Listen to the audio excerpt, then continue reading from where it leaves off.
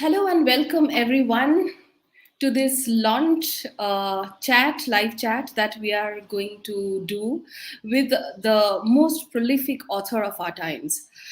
And this book that he has written for us is something that is a book that I think is going to be like appreciated and remember for the times to come ahead in our lives for everybody, not even the people or the students of management, people who are struggling with life, with ideas of God, spirituality, philosophy, leadership, and to also have a fruitful business. So none other than Devdutt Pattanaik, who has given us this prolific many books and titles that we have got from him. He has written more than 50 books, and few of them are like one of the all bestsellers, like My Gita, Jaya, Sita, Sham, Business Sutra. And we have been like really privileged to have him write an audio first original for us here at Storytel, and it's called The Dharmic Leadership. So without wasting much time, let me call upon Devdutt to this live chat. Hello, sir. Hi, namaste. Namaste. Thank you so much for joining us today. And as we were discussing, that it's a fantastic book. I mean, we have had many books on management and leadership and business. So I would really want you to tell us how this book is different from all those books written in the past. Uh,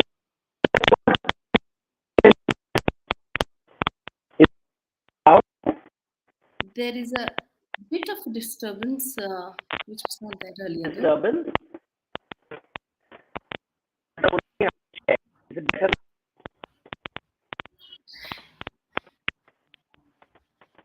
I think it's better. Yes, better. Okay. My name is and, this No, book. it's not. There is a bit of a disturbance coming. Actually, we checked. It wasn't there. I think this right now could be a bit of a.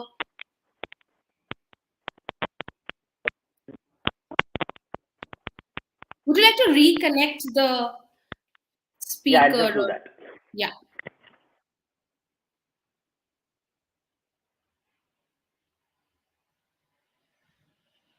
you're on mute.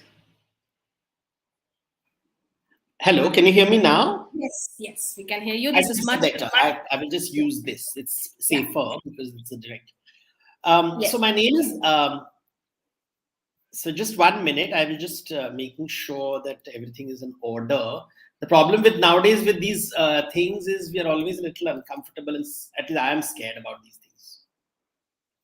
Okay, so when I was, when we talk about management today, and most people write about management, very unconsciously they are following a Western model of management. So management, as we know it today, really comes from America. It comes from Harvard, and that's where it evolved about 100 years ago. And all our knowledge, whether it's I am Ahmedabad, whether it's everybody's using knowledge which comes from the West, and which is fine. It has its own purpose, its own value. But I felt there was something missing in this. It is taking us in a direction that is very frightening. I see some of the top business leaders, and they seem to be very aggressive, very violent, almost like plunderers. And I see them as, they keep using violent language for business. They use words like war room, market penetration, crushing the competition, capturing the customer. And I said, this doesn't sound healthy. And is there an alternate model to this approach to business? And everybody says, no, this is real business, this is real business. And that's when I went back to the Shastras and the scriptures, and I first try to understand, okay, where is modern management coming from? And I realized they're really coming from the East India Company, which was the world's first corporation. And I said, if we are going to, the whole world is going to follow the policy of the East India Company, we will be doomed, and we need an alternate way of thinking. And I think this book tries to present a more spiritual approach to business and to life. And that's what makes it different. Wonderful. As I said, this book is not only for the management students and for business schools, it's for everyone. So this is your first audio original. And how was that experience? And this, you have even narrated the book for us. So tell us a little bit about your experience on that. So I must really thank Storytel for giving me a lot of freedom and leverage to do this book. Because I told them that it's not going to be a regular book where you write a manuscript. I will keep recording it part by part and sharing it with you. So it's a very oral tradition which I have followed when I wrote the book. And I spoke it and then I wrote it, and then I wrote it and then I spoke it, and I worked with the sound engineers a lot so that it's about listening and learning through listening. And it reminded me of the old Vedic oral traditions, the Shruti traditions, what we keep calling the Vedic traditions of Shruti, where you listen. And I felt this was a new time. I've never done this before. I've read my books, so I have audio books. I've done podcasts. I've done audio shows. But audiobook, never. This kind of using the audio platform as my primary way of saying. So it was very interesting. I was, thinking about Vyas and Ganesha writing down the book and Vyasa narrating it. And, I kept looking at, this was in a modern age, we are doing that. And it was a very exciting, and I must thank Storytel for giving me a lot of freedom, because, the kind of freedom that I got from Storytel has resulted in the quality that has emerged. This is a very in-depth, it is meant for people who would like to think new ideas. It's not an easy book. It's not a simple self-help book. It's something about thought, about questioning our assumptions about work and life, about prosperity. I think that those are the ideas. So this book enabled me to do that. The format played a very important role. Wonderful.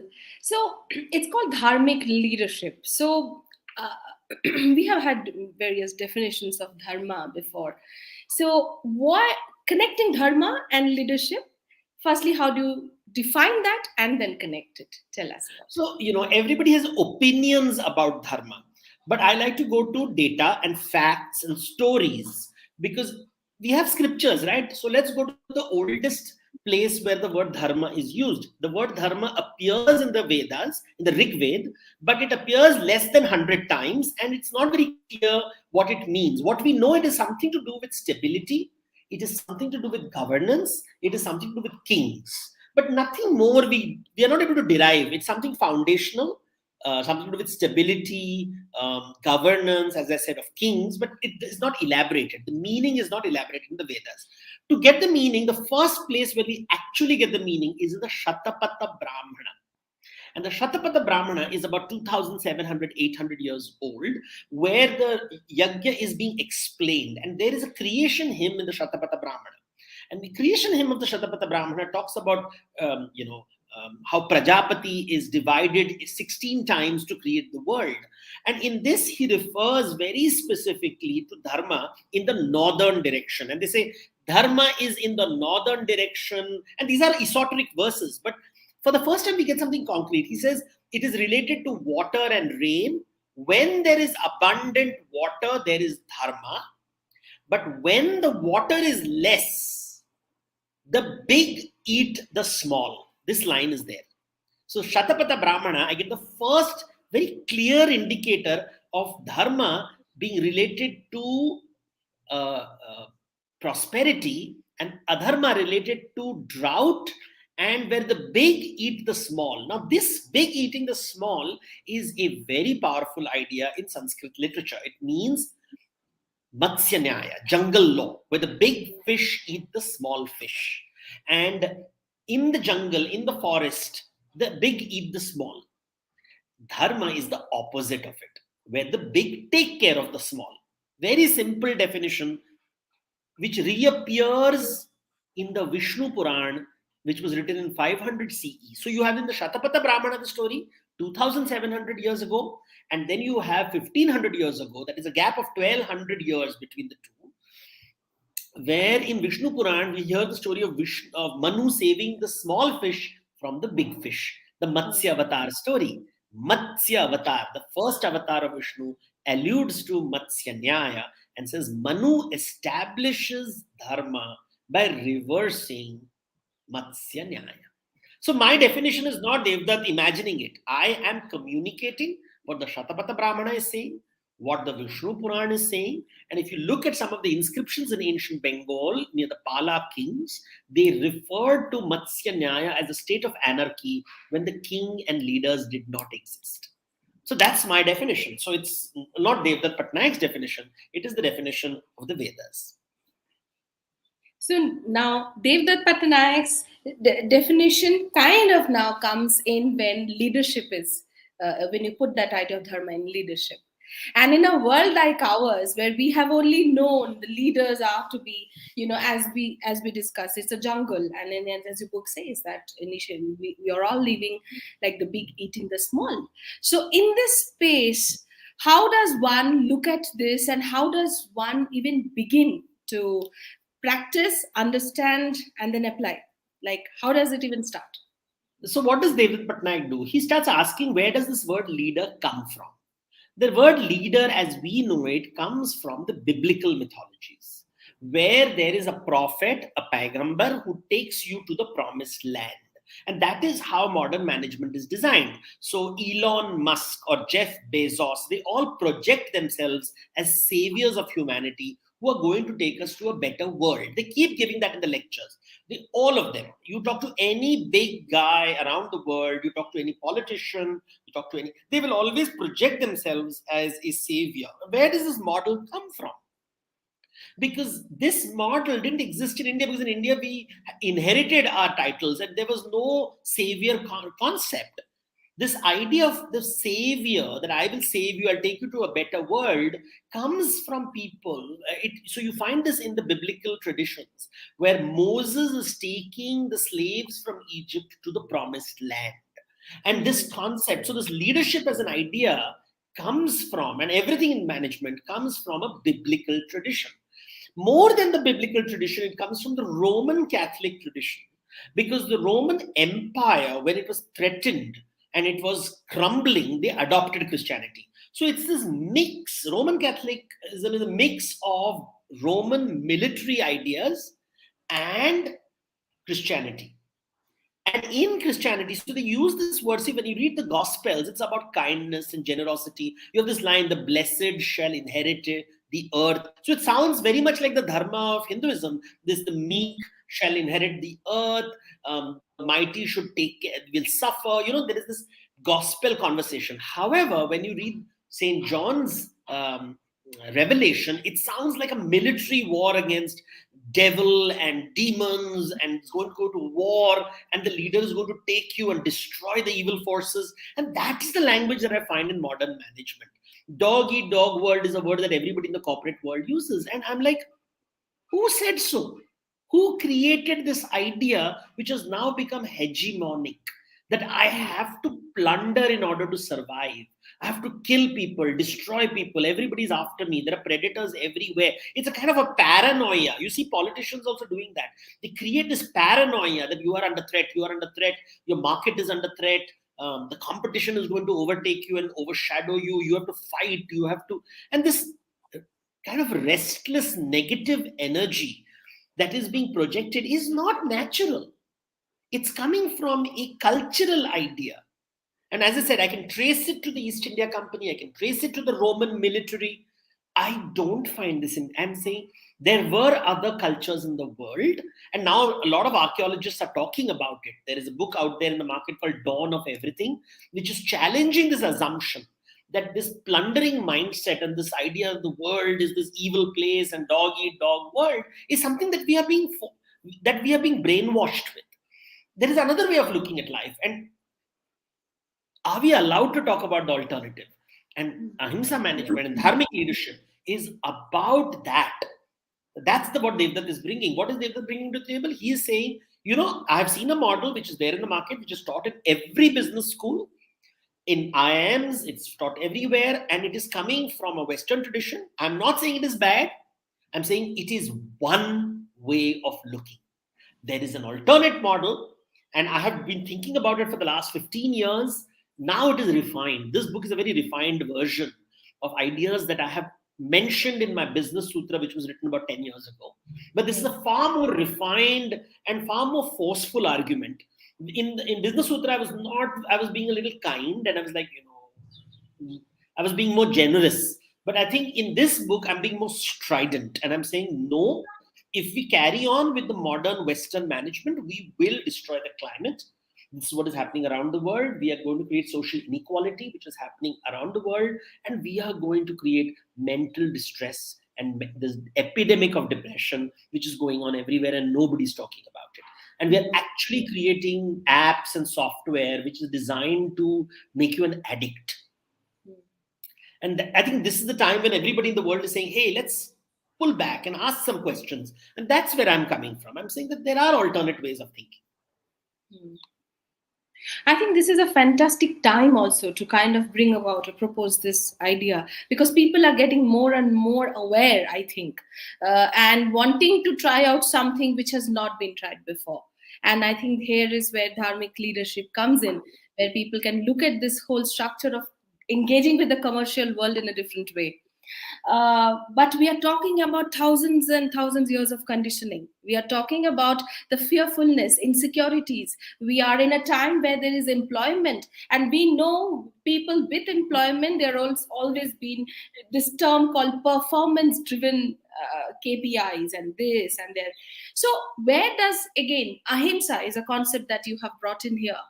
So again, where does one start from? And then what is the thing that you would suggest people to understand first when you talk about at a very basic level? Even at home we are employers, right? You have staff, you are employed by someone, and you employ people, especially if you are from a particular socioeconomic strata. Either you have a part-time people working for you, full-time people working for you. We are employers and employees, and so we live in an ecosystem of employment. We hire people, people hire us, and we're constantly. Now, what's the fundamental idea in Dharmic, which is different from the Western model? Western model uses words like give and take. So you have this corporate social responsibility, which uses the word you have to give back to the community. And I see it almost sounds that now that you have been taking from the community, now you start giving back. So implicit in the statement is that all corporates and all rich people have stolen money from the social pool, and it is their obligation to give it back. So there is this kind of even if you talk to social justice people, there is this thing that the people have stolen money. So the rich are rich because they are thieves. They are plunderers, and they have to give it back. And a good person gives it back. He's generous, and we respect the rich who give away 1% of their wealth or 0.5% of their wealth, almost like they're doing us a favor. And the conversation is very violent. It's like arm wrestling. On one side, there's capitalism, which is creating wealth, and there's communism, which is saying share the wealth, and socialism. And you see this tug of war between right and left, which is there for the last 100 years. It's like since the Industrial Revolution, because the West keeps talking this language. What does Dharmic leadership say? Dharmic leadership says everything is an exchange. Life is about exchange. You give and you receive. And every time we are giving, when we employ people, they give us services. We are not doing a favor to anyone when we employ them. Think of if you have a maid in the house, you have a babysitter in the house, you have a driver, you have a doorkeeper, you have a security guard. Anywhere in the world you go, there is a person either gives you goods or gives you services, in exchange for which you give them a fee. You give them a dakshana. What is called in Sanskrit dakshana. Dakshana is a payment service fee which you give. So I get goods, I get services, and I pay. So then life is, when they say the whole world is created by yajna, this is what the scriptures mean. The Yajurveda very clearly defines yajna as dehi ma dadami te. Give me what I give you. So this concept of exchange exists, which is not there in capitalism and communism, because it is based on plunder and justice, which is a very different model. Indian model is and it demands a lot of psychological conditioning.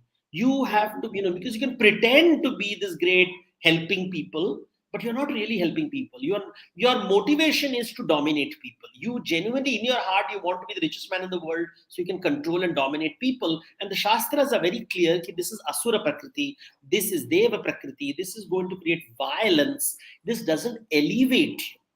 It entraps you in samsara. So the psychological component of dharmic leadership is very important because it sort of captures, because every time I give this lecture to rich people, they will say, oh, I am very dharmic.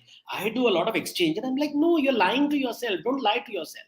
You really love dominating people. And therefore, the private conversation is the big idea. The big idea is the private conversation of the rich person. You can't, and the only way you can demonstrate your inner transformation is how generous you are at work, and I don't see that sense of generosity when I look at the top big leaders of the country. When I'm looking at all the top big people, they always look angry and frightened. They are not looking generous. They're thinking they're doing a favor by giving you more jobs and creating more employment. And the moment they're challenged, they'll say, oh, now we're going to reduce employment to control and frighten people, saying that, performance-based. Look at the words we use, performance-based culture. What does it mean? You're going to fire people? You're going to deny them employment? Is that what gives you pleasure? And that's the conversation which is happening. It's kind of I have to take care of shareholder value. They lie to everybody. Shareholder value, consumer satisfaction, but never talking about employees. So they're not saying the purpose of their business is to help them become tyrants.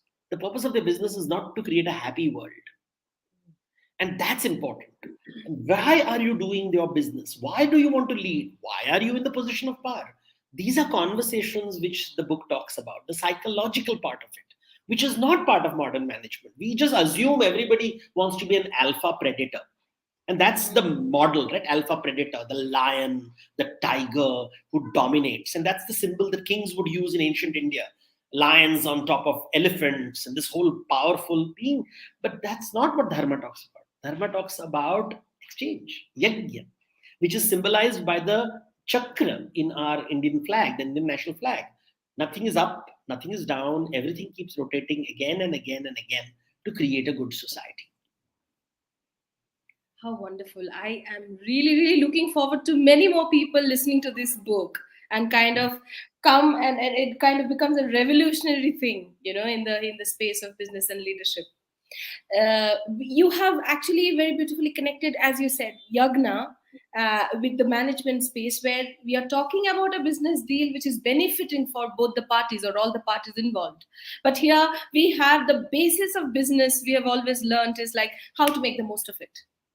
So so how do you, again, these are the things that needs to be penetrated in people, breaking the conditioning of so many years.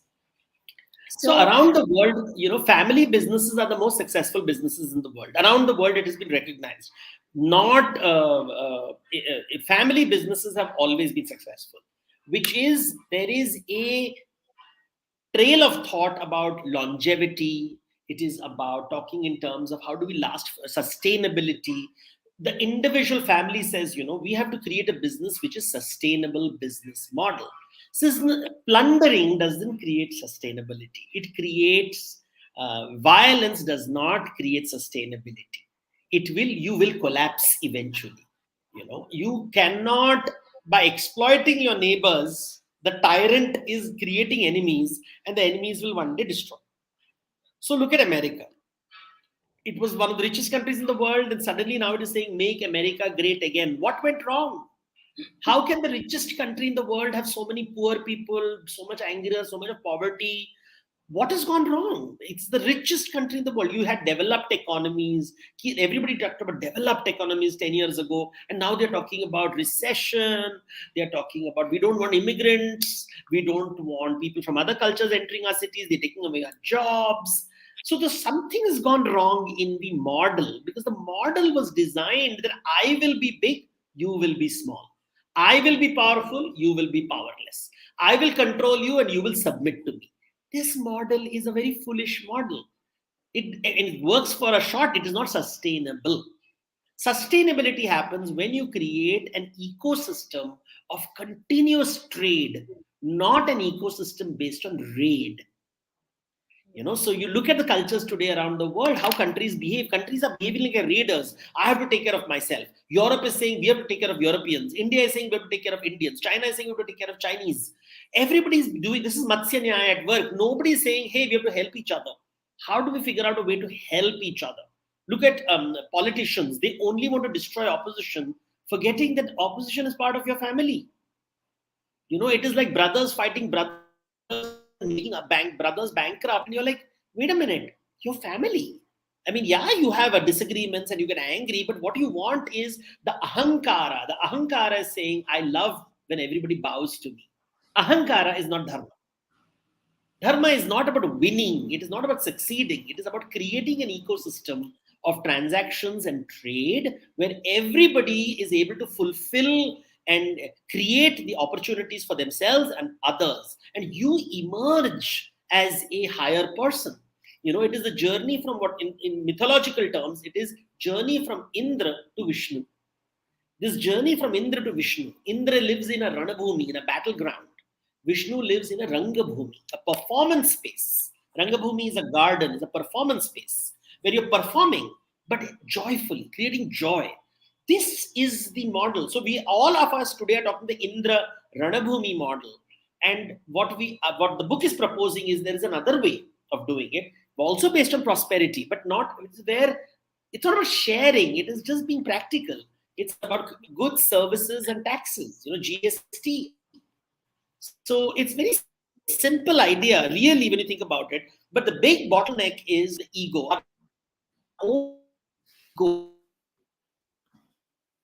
And they're not interested in. They are interested in dominating competition, market, dominating everybody. And I'm like, you're going to die anyway.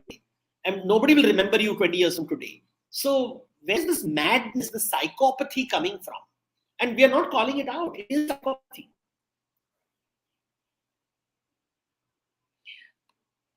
Again, couldn't have been more, apt for a time like this, where you talk about countries who are wanting to save their own people and own resources. You have spoken about Lakshmi, Durga, and Saraswati, which represents resources, security, and knowledge. So, in a time like today, we have already seen 2 years of COVID.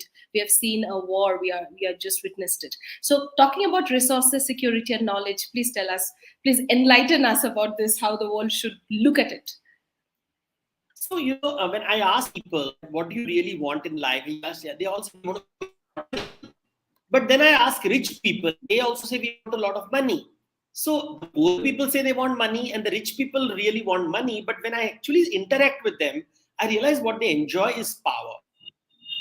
Being in control. They like ordering people around. So really, as much money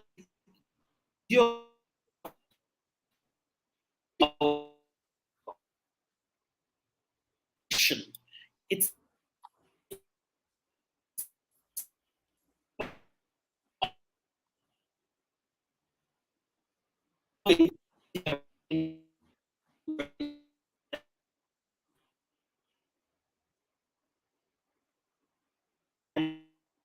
embodied in Lakshmi and goddess. But we also have a goddess called Saraswati. And unfortunately, most people look at Saraswati as mere vocational skills.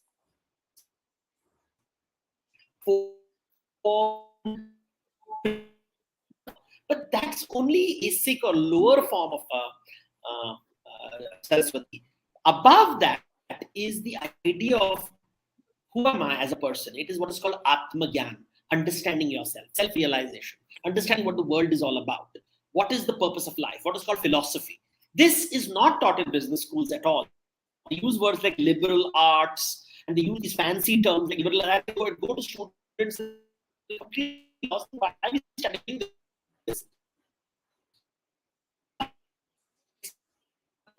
That's my role. Go to Elon Musk.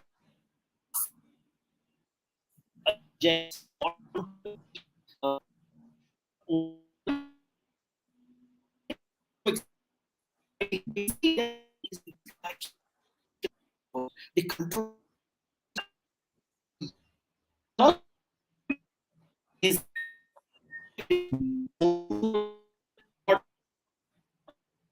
but admitting it. And that's a psychic issue. This is what Saraswati makes you aware of.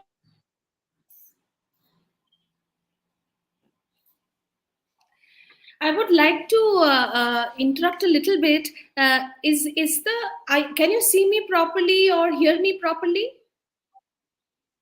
I can hear you properly. I think in the screen right now only I am there. You are not there on the screen, so I can't see you, but I can hear you clearly. I guess your audio was disturbing a little bit. Yeah, there's nothing you can do nowadays. I don't know what's going on. I'm on Geo and the network says it's good, but it keeps creating trouble. Okay, so yeah, we cannot actually do much about it. So yes, I think it would be good if you could just take us, because last few lines got missed. We couldn't hear you. Saraswati. Okay. So Saraswati part is about, normally when people talk about knowledge and knowledge management, they're really referring to vocational training that allows you to generate more Lakshmi and more Durga. So how do I become rich and powerful is what they're asking for. When you go deeper and deeper, what they're really looking for is they have existential angst, they have ennui, boredom. They're trying to figure out what is the purpose of life. They are trying to figure out why are they doing what they are doing. And this is what Saraswati is about. This is Atma Gyan. This personal, private, internal conversation is not part of business schools. Because when I talk to these young students, they courses and all that, I said, why are you studying, you think, politics? Why are you studying economics? Why are you studying art? And they have no clue. They're like, oh, I have to do it because then I'll get a better job if I come to this institute. They're part of a conveyor belt. So they're not the smartest people on earth. And I'm like, okay, fine. So you will end up as just one more brick in the wall, which is great. I mean, that's not a bad place to be because you are building the wall. But, I'm sure out of the 100 students, there's one student who is smart enough, who realizes there's more to life than this. And, you look at Jeff Bezos and all these big guys and their faces look so angry. They are always angry. There's no kindness. There's no sense of achievement, letting go, generosity, none of those things. It's just not there. And I've met many of these guys, Indian guys, and they're lost because they have all the money in the world, all the power in the world. There's always someone who has more money. There's always someone who has more power. I see the rich feeling helpless, who says how life is unfair.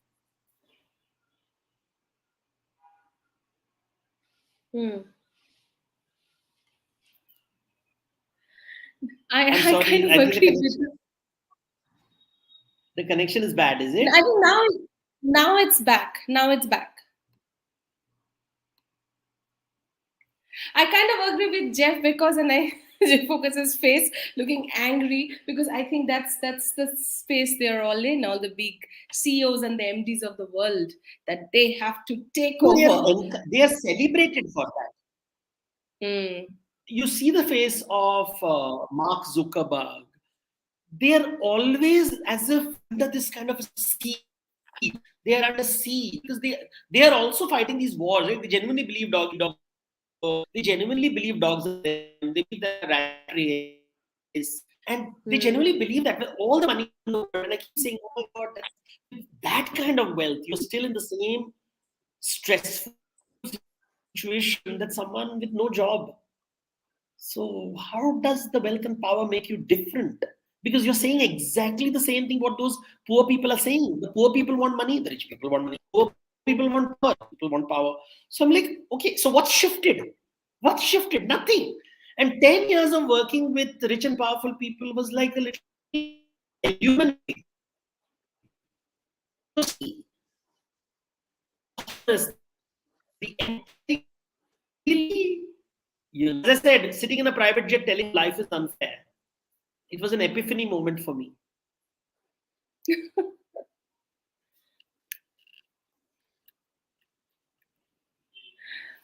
That's quite something.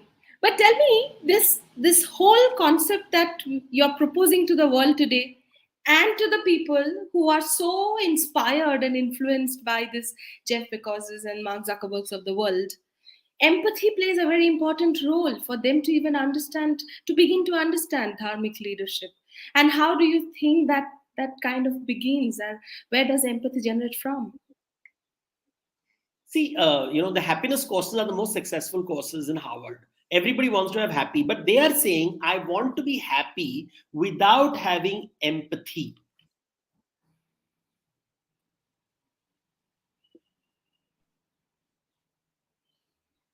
So that's what. And should I? Can you hear me clearly, or is there a lag? Your voice is not very clear because it's losing some of the words.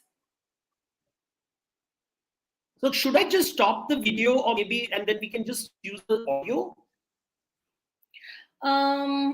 That's also possible. Just Because try once. my speed is showing a 17 fps and all that. So I'm not able to figure out, because my speed then going up and down, the geo speed is not consistent. So why don't you try switching off the camera and see once? Yeah, we'll just do that and then see where it goes. So you can maybe. Okay. Because what happens is then you are saving on the bandwidth. Yeah. Is it better, the sound? Yes, it is better.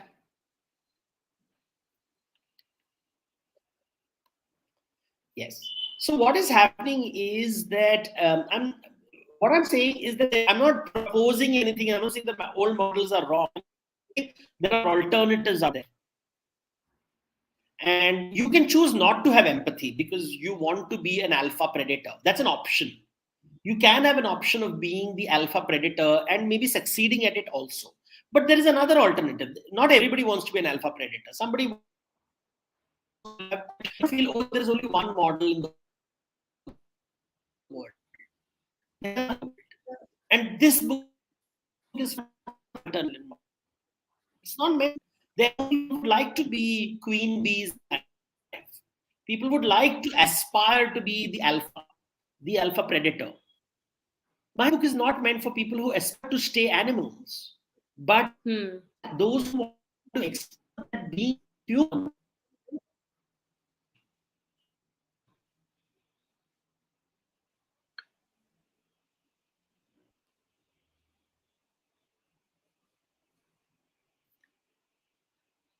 Are you there? I'm there. Okay. I can hear you. When I'm not talking, I switch on video. I think that will be good. Yes. So here I understand what you're saying, and here you have also spoken about models. When you're saying that there's not one model, so there are different models, and here's something that people can choose from. So you have spoken about governance, and also governance which are from the Indian model, the Harappan model, and you have spoken a lot about the Harappan model in the book. So please tell us what we can learn from that model. Harappan model. Harappan archaeologists have always been surprised that this culture of 700 years did not have a standing army. There are no great monuments to kings. There is no artwork which depicts violence, and there are no tombs of kings where people are killed and buried with wealth. Now, this is very unlike contemporary civilizations of that time, like Egypt and Mesopotamia. And I read, when archaeologists are reading about this, no, but there must have been violence. There must have been violence. Because how can there be a society without violence? It is almost as if we have accepted that unless we have alpha predators, a society cannot thrive. That alternate models don't exist. And then I read a book, by an archaeologist called David Wengrow, called Dawn of Everything, where he challenges this idea and he says, you know what? There are other models in this world. There are other ways of thinking. And because there are other ways of thinking, there are different societies in this world. And he mentions Harappa as one of those societies which follows a different path, which we don't fully understand. But there is an alternate path for 700 years. And I said, why don't we talk about it in schools? Why don't we talk about that there are alternate models, which is based on trading, not raiding? The Harappans were traders. They traded with every neighbor. It's a very strange ecosystem where they're trading with everyone. So they don't really need fighting because they're constantly giving value and bringing value to the table. They are the ones who used kauri as currency. We know that for a fact. They used kauri shells as currency. We know that they were trading with Afghanistan, Rajasthan, Gujarat, Maharashtra, Mesopotamia, Middle East, Bahrain, probably even Egypt. So they were part of a very big trading network, and they did not use war. And they, of course, had to deal with a lot of pirates, and they had thieves, and they had thick walls. But they don't know why these thick walls existed, because there is no sign of flooding, there is no sign of earthquakes. So they were obviously protecting something, but there is no sign of war either. So this is a very peculiar civilization, which makes us think that there were people in this world. And I propose the idea that the idea of ahimsa emerges from Harappa, because that is the place where we find images for the first time which show a woman separating two men from fighting. It's almost as if right now Ukraine and Russia is fighting and a woman comes in between them. And that woman, that image is found in the Harappan civilization. You can search the seals. And the seals are very clear and nobody talks about it. And we are almost ashamed of it. We find pride in masculine, toxic gods fighting people. And I'm like, you're not finding pride in a culture which created prosperity and peace without oppressing its neighbors? I think that's something we should be proud of. Wonderful. And you also speak about the Colonial Mile, where we are, after so many years of independence, we are still influenced by the Britishers and the colonized way of looking at things. It's very sad, because most of the vocabulary that people use, whether it is social justice, whether it is nation state, whether it is about Hindu pride, all these words that are being used, they're really not of Indian origin. They're coming from Western ideas that we are better than you. This race theory, we have this Aryan race and Dravidian race, and we are a better race. This race theory was the 19th century European invention to justify the slave trade. And we are still using that language, that Aryan, these words which are ridiculous. We're not using yajna. We just don't understand yajna, which is in the, as I said, I'm quoting Yajurveda. I am quoting Shatapatha Brahmana. I'm quoting these, I'm talking about Vishnu Puran. All my entire book is stories from the Purans, stories from Ramayana, stories from Mahabharata, which are telling you stories of an alternate way of being happy, rich, powerful, secure, prosperous, without feeling it's a dog-eat-dog world and dogs are chasing you, rats are chasing you, and everything is out to get you, and being frightened like the current generation of rich people. I see these rich kids, trust fund babies, so insecure, desperately looking for Instagram likes. And I'm like, really? This is what your health is doing? And I'm like, this is what the Western culture does to you. It's about not having, there is no empathy. Western is just, and the current Western model, there are other ways. In the West, there are models which have been buried forcibly, which are having a lot of empathy there. So we are not talking about those models. For example, when we talk of Islam, we always talk about jihad. We never talk about the fact that the Prophet was a merchant who did not believe in usury. He believed in investment. He believed that people should invest in each other's business. We should not, put people in debt. Don't put people in debt. Invest in people's lives. Baghdad was Sinbad the sailor comes from Baghdad, who traded with India, like the Harappans traded with the Middle East, even during the time of Baghdad, before it was destroyed by the Mongols. Nobody talks about it. We want to talk about caliphate and jihad. And I'm like, which world are you talking about? Why are you not talking about the trading empires, the mercantile trading, the Tamil mercantile, which spread mercantile ideas across Southeast Asia? The Buddhist mercantile ideas. We talk about Buddha, but I talk to Buddhist scholars and they don't know about Buddhist capitalism or Jain capitalism and how banking is linked to the monastic orders, because you trusted the monks to be, protecting your money, because the monks are aparigraha. They will not steal your wealth. So we don't realize that the Jains and the Buddhists played a very important role in proto-capitalism, which was designed, because see, they're simultaneously talking about be successful, but be content. Be successful and be content. And the question is, if I'm content, then why would I go to work? Because that's a question everybody asks me. If I'm content, why will I go to work?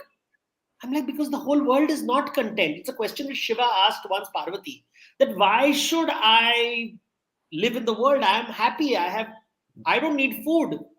Should I cook food? Why should I prepare food? I am not hungry. And Parvati said, but your pretatma is there. All your ganas are hungry. Everybody around you is hungry. You are not hungry. How can you be so selfish? And Shiva says, oh, that's a great idea. I have to feed other people. So now he has got a motivation which is outside the ahankar, outside the ego. That's the story of Shiva. So Shiva is not a six-pack guy holding Trishul in his hand, going around killing people. He is talking about Bhikshatana, generate prosperity for the world at large. And nobody wants to talk these conversations because, our inner alpha does not want this conversation to happen. It is blocking these conversations. And I'm not telling anything new. It's there in every scripture. But, it's the hegemony of the alpha, which doesn't like to believe that it is stupid.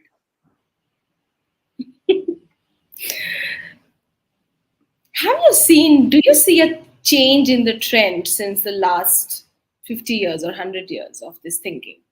Have you seen, what about the generation today?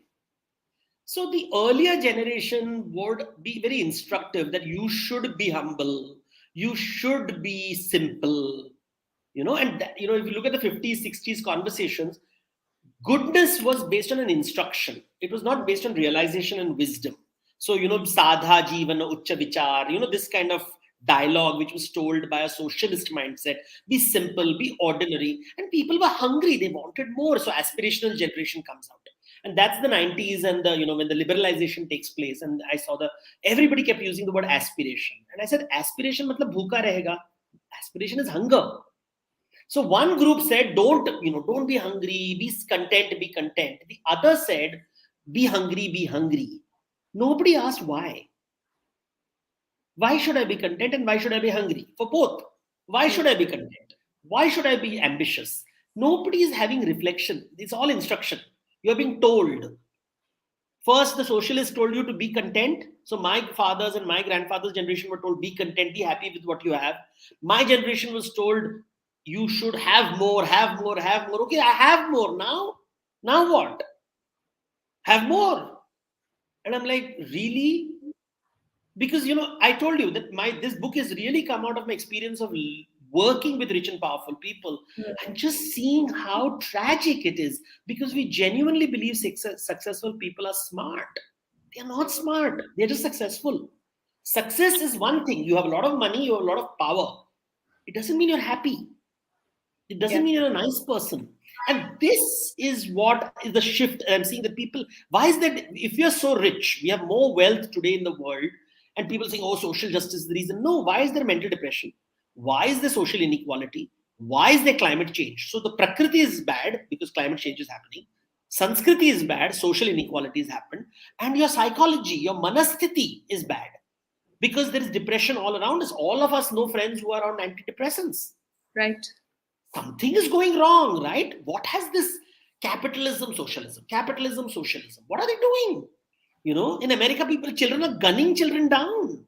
And they can't stop it. I mean, that's really strange. Look at Putin just going around massacring people and the world can do nothing about it.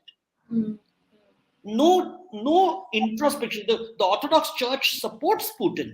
And I'm like, oh my God, look at these old theocracies not thinking about that you're going to die. You will not exist 20 years from today. In 2040, you won't be there. And nobody will remember you. Nobody remembers Steve Jobs. Nobody remembers. The young generation doesn't know who Steve Jobs was. We benefit from all the technology he's given, but who knows him? He's forgotten. And he was not a nice person. Every biography of his says that he was a very nasty person. Very talented, very capable, brilliant, but not a nice person. So tell me, the definition of being successful is only metered by the money you make and the position that you acquire in life.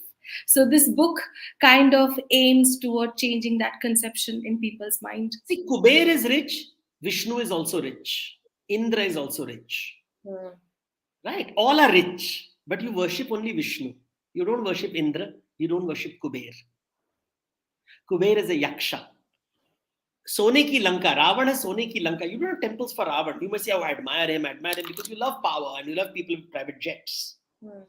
But Vishnu is worshipped. And Vishnu is worshipped. He sits on Vaikuntha. the metaphor for wealth in our country is milk. And unfortunately, cow has got this strange thing in politicians' head. They are like, politicians are another species. But cow just means a livelihood. And milk means the currency of livelihood. So, Gai Dena is to create livelihood. That's what you do. Now, the milk, Vaikuntha is in the ocean of milk. That means it is full of resources. Golok, which is the heaven of Vishnu, is full of cows which are giving milk voluntarily. What does it mean? It means prosperity. They are not denying prosperity. They are not saying Sadha Jivan Ucha Vichar. Shri Krishna is famous for his jewelry, his pearls, his rubies, his sapphires, Pitambara. Look at Srinathji temple, look at Tirupati temple. But what is interesting is something that I noticed in the Jagannath temple of Odisha, and then I noticed it in Nathadwara temple, and then I noticed in a lot of South Indian temples, is that on the shoulder of Vishnu, on his right side, there is this mark like this. So if this is Vishnu, there is a mark over there. It is called Lakshmi Pada or Bhrigu Pada, the footprint of Lakshmi. Normally, when you do a Diwali festival, if you will see that how do we do footprints, we'll usually do 2 feet, one of Lakshmi, right? We want her to come 2 feet. This is how we draw Lakshmi's feet. Right. This is how Vaikuntha is shown. Vishnu is shown with only 1 foot. Where is the other foot? The other foot is in your house. So he is 1 foot in my house, 1 foot in your house, and I will give you, and she'll come back to my house, and she'll go back to your house, and it will be circulating wealth. It's an economic principle. When you are prosperous, I am prosperous. When you are happy, I am happy. And this ecosystem of business is what Vishnu is talking about. So it's a very strong economic model. It does not say, oh, by becoming poor, you'll become a nice, great Guruji. No. It talks about wealth, but it's in what are you doing with your wealth? What's your relationship with your wealth? Does it make you generous? Being grateful is not enough. That's a lazy thing to be, I'm grateful.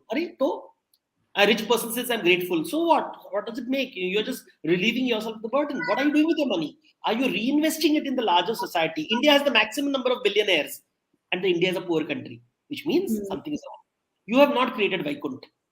You have created Swarg for yourself, which means you have created Naraka for everyone else. And that karma will stay with you. Fantastic. We've got some questions. Before that, I would really want to finish our questions here. That this book has got so many stories from Hindu and Buddhist and Jain mythology. What is so attractive about mythology for you? And of course, you have been one of the major proponents of mythological stories and given India one of the best books on mythology. So how does it make storytelling or any communication so attractive with mythology? See, story by general communicates ideas well. Stories communicate ideas well. So everybody knows that. Even CEOs nowadays, I do a lot of I do personally training programs to teach people how to tell stories. So storytelling by definition is a good method to communicate an idea. But what is the idea? The idea can be just an instruction, in which case it's a parable or a fable, which is basically instruction. Do this, don't do this. So Hitopadesha or Panchatantra, these are parables. But mythological stories are talking about life, death, meaning, purpose, cosmos, the big questions. And that is what mythology does. It asks these questions which cannot have scientific answers. They are all speculative ideas. Ideas like God, heaven, hell, karma, rebirth, these ideas. So I can explain concepts using Lakshmi, Durga, Saraswati, Brahma, Vishnu, Shiva very fast to an Indian audience. The moment I talk about Indra and Kubera, immediate codes to communicate complex ideas about economics. I can't use the same examples in Harvard or Oxford because they will be like, no, we don't get it. We don't understand it. I have to go to very different language. I have to use different stories. So mythology for me is a repository of knowledge. And I have gone into this Aladdin's cave and pulled out the jewelry. I have enjoyed it, yes, but I want to share it with everyone because that's what I learned from Vishnu. One Lakshmi foot in me, one Lakshmi foot in you, and that applies to Saraswati also. All the Saraswati I have, I want to share it with the world. And what's the point of having it with yourself? I mean, you're going to die, right? 30 years from today, I won't be around. Hmm. So tell me, one interesting thing that comes in the book is the war room mindset and also the Bakasura mindset. The Bakasura mindset is a very, very interesting topic. Please tell us about it. So Bakasura is someone who is hungry all the time and will eat you alive. And that's what our market has created. So all the MBA students are being trained to be Bakasuras. Stay hungry and keep eating everybody, eat people's head off and be these nasty bosses. All those big guys, those big politicians, those big tycoons that you see are all Bakasuras, eternally hungry. And they therefore create war, right? They're always fighting because it's a dog-eat-dog world. And every company has these war room strategies. And I'm like, why? You're going to sell cosmetics and you're going to sell food and sweets and tampons and toilet paper. Why do you need war for everything? Why do you use the vocabulary of war and say that you will create a happy world or a happy life? So something is wrong, right? Something is wrong with these people. It's like Hollywood produces all these movies of violence and then wonders why their children go around shooting people. Yeah. They will not show people smoking cigarettes, but they don't mind showing people using guns. Yeah. Oh, smoking is injurious to health. You have these labels everywhere, but not one label saying gun shooting is dangerous to your life. My God. Do you realize how stupid people are? And it's important to be aware of stupidity and allow them to be stupid, but protect yourself. Find the Vishnu inside you and live happy. You can't change the world. You can't tell stupid people to be smart, but you can be smart. And my book is for those kids who want to be smart. Fantastic. So we have some questions over here. Sharat Narayan asks, don't you think these prevalent management theories are also somehow driving the smallest units in our societies, such as families? If so, your proposal should be top-down or down-up approach. So I don't believe in top-down. I don't believe in selling an idea. I genuinely do. A good idea is like water. If you're thirsty, you will come to it automatically. You don't need to sell it. Otherwise you become a missionary. And you know what missionaries have done to the world. So I have no desire to become, even Hindu missionaries exist nowadays, selling ideas. Why do you want to sell an idea? If people want to be stupid, allow them to be stupid. If families want to be stupid, allow them to be stupid. But if you want to be smart, buy my book. Download it immediately from Storytel and listen to it and make your life a happy place. Be the example. Don't be the missionary. Okay, Jitesh Yadav says, sir, wealth or power, what is more important? Wealth or power, what is more important? No, what is important is what are you going to do with that wealth and power? That is the important. Saraswati is important because she makes you ask, why do you want wealth? Okay, you're hungry, you need food. But if you have billions and billions and billions and billions of dollars, what do you do with it? Like, what are you doing with it? How are you investing it in the market? What are you doing with that money? If you have all the power in the world, will you make the world a happy place or an unhappy place? Because Bakasura wants wealth and power and will never stop. So Devdutt, I'm very curious. Of course, this was not something that I had planned early to ask. That we are seeing this. I mean, this has always been a question in my life. That where does one stop to want more? If there is a Bakasura in every one of us, and we just want to be hungry and want more and more and more, and also eating the other people that we want to feed our own tummy. So, how does one change? And especially at a time like this, how does one start to change? I think the model, again in the book I talk about, is when you start, it is about looking at other people's hunger. That is the model which the goddess taught Shiva. She told Shiva that, you are okay, you have all the power, to Mahadev ho, Devam ke Dev Mahadev ho. Why can't you pay attention to all those pretas around you, all those ghosts and goblins around you? Why are they so desperate and unhappy and frightening?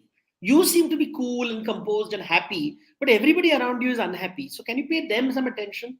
I think when we start paying attention to other people around us, something shifts inside us.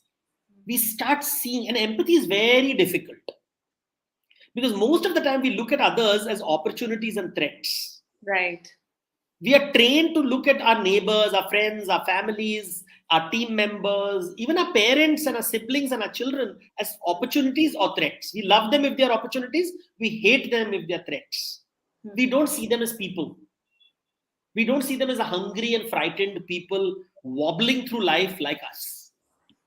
When I saw my mother for the first time, I had a fight with her and I realized, oh my God, my mother is a human being with needs and yearnings. She's not the smartest person on the earth. And my relationship with her changed because empathy came into the relationship rather than demand. Instead of trying to consume her, I started to feed her. And the relationship changed. So most business leaders are consumers. They're consuming the shareholder. They're consuming the market. They're bakasuras. They're consuming. You have to start feeding. That is what yajna is about. Dehi ma dadami te. I feed you so that you feed me. It doesn't stop with me feeding you. I want you to discover the humanity and you have to feed me back. You can't just keep eating. It's like a child. One day the child grows up and the parents tell the child, now you get a job. Take care of yourself and take care of us. That's what we do. We can't always be children screaming and shouting and asking for milk, milk, milk all the time and draining. We begin our lives at Bakasura. We can't stay there. But unfortunately, modern management tells us, stay Bakasura. Be proud of being Bakasura. The greatest Bakasura shall be rewarded or given a Nobel Prize.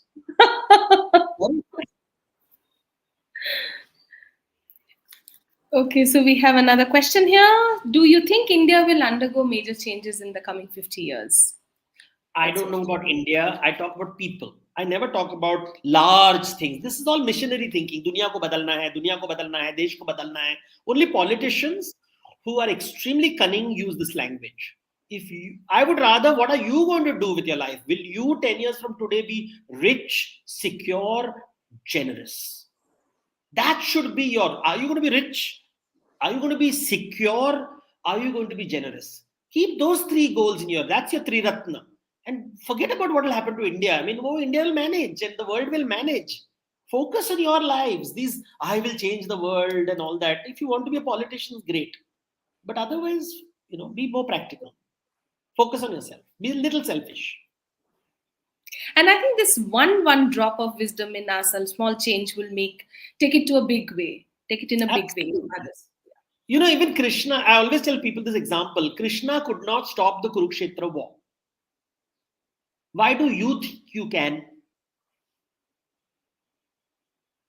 So, that's one of the chapters I have explained Krishna's helplessness. That's part of the psychological body when I'm discussing that Krishna himself cannot stop the war.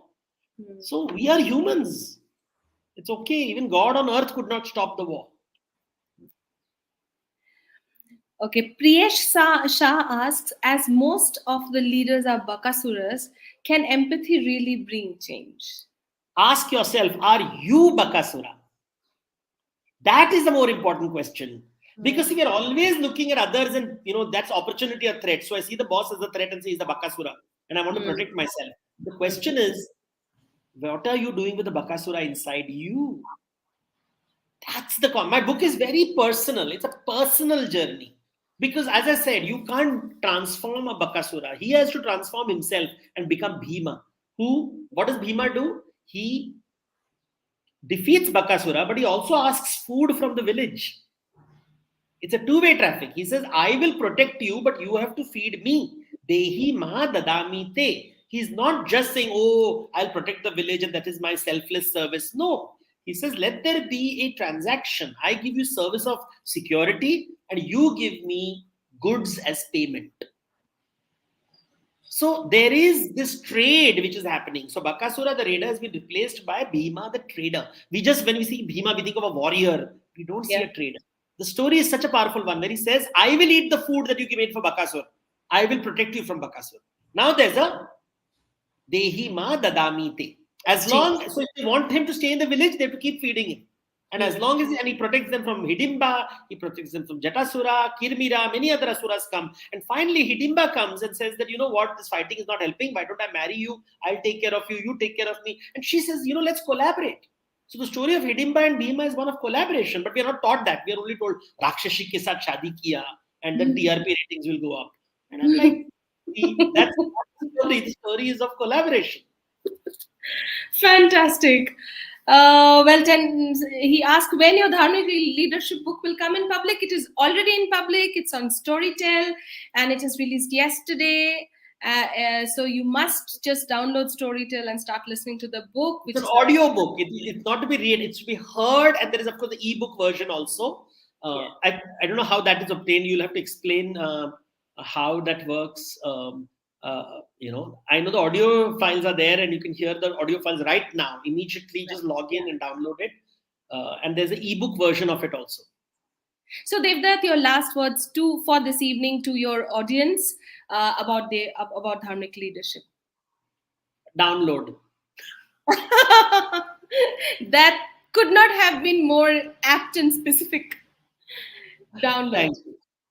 Thank you so much for giving us this time and giving this fantastic book to us. Thank you. Thank you Thank you so so much. much. Thank you.